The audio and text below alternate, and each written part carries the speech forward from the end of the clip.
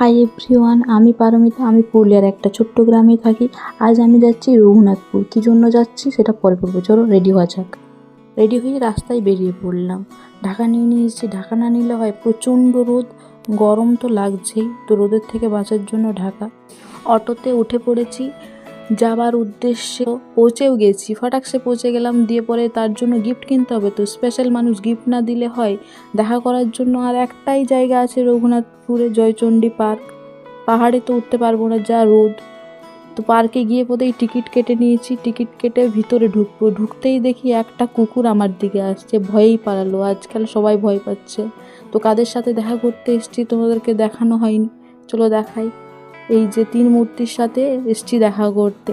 একজনের জন্মদিন ছিল, তাদের গিফট দেওয়া হয়নি, তো গিফট দিয়ে দিলাম। প্রায় 5 মাসের প্ল্যানিং আজ হলো পূর্ণ। আমার ব্লগ এখানেই শেষ করি। Tata, bye bye.